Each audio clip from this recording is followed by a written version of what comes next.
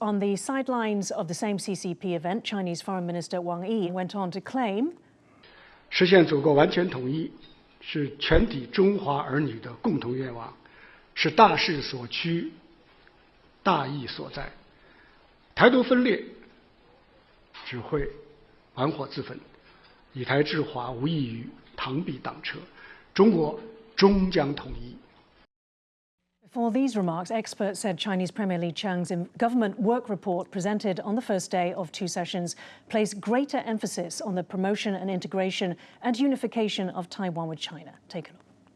我们要坚持贯彻新时代党解决台湾问题的总体方略，坚持一个中国原则和9·2共识，坚决反对台独分裂和外部势力干涉。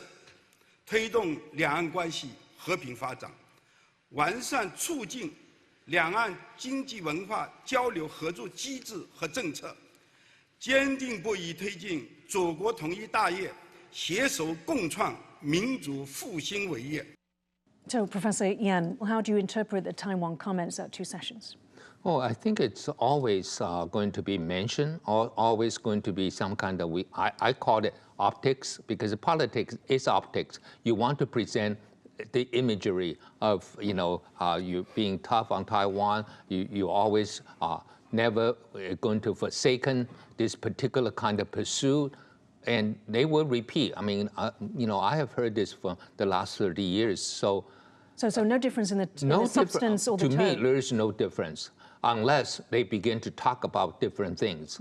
Right now, what I heard, no matter what it is, from Hu Jintao, or, from Wen Jiabao, all the way now, it's similar, okay? Maybe, you would say different leaders might present a different, image, but that's it. The substance is always the same. I don't think Beijing is going to change its attitude. But it depends on something. Like, I still remember in 1995, 1996, when we have the Taiwan Strait crisis, and that's, in the summer of 1996, and then during the two sessions in March, I remember they purposely show some of the, I call them military general warlord type sitting there. They say, Taiwan, yeah, you should fight them, kind of very strong. But other times they don't show this kind of, very aggressive actions or talks. So it depends, but the substance is the same. Okay. Professor Chen, would you agree with that? I also want you to address the naming of Chinese people in Taiwan. This was picked up as different to last year, fellow countrymen and women in Taiwan, and calling on them to help with the reunification. Yeah, I think that what the Chinese leaders, call, Taiwanese countrymen, from Taiwan perspective, it's hard to believe that they are really treating us as a compatriots.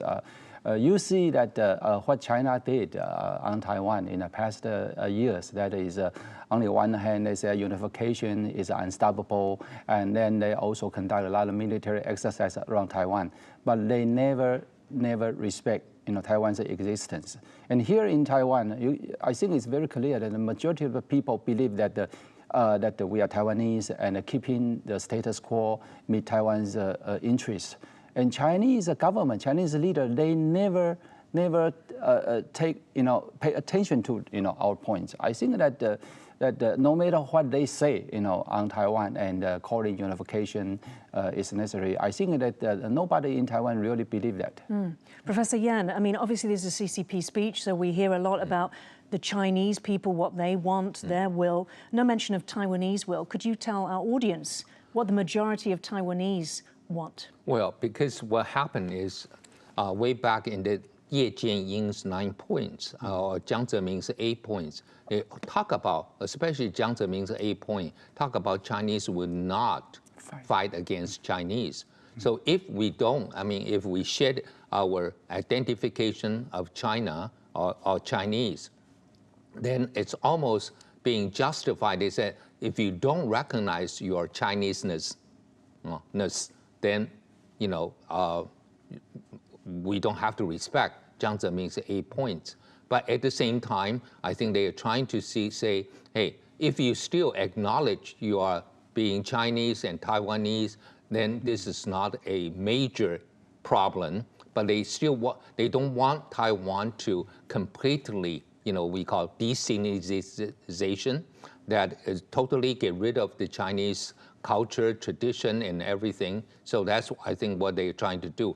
But this is also a sensitive issue in Taiwan as well, because there are, still some Chinese traditions that we, even though a lot of people aspire to have Taiwan independence or Taiwan identification, but you still cannot separate yourself from the Chinese tradition sometimes. So I think that they are trying to take advantage of that link there and try to convince Taiwan. Yeah. I think the term Chinese right now already been politicized, and when Chinese use the term, and when the international society see this term, Chinese, it means PRC citizens. That is something that people in Taiwan don't agree. And because there is a proxy, isn't it, there's going on for China wants Taiwanese to call themselves Chinese. They also want to control Taiwan and make it Chinese. So there's a danger there. Well, they try to do that, but so far I think that, of course, in Taiwan we don't really have a consensus about about identity. Some people prefer to be called Chinese, some prefer to be called Taiwanese. But Taiwan is a democracy. We are okay with that.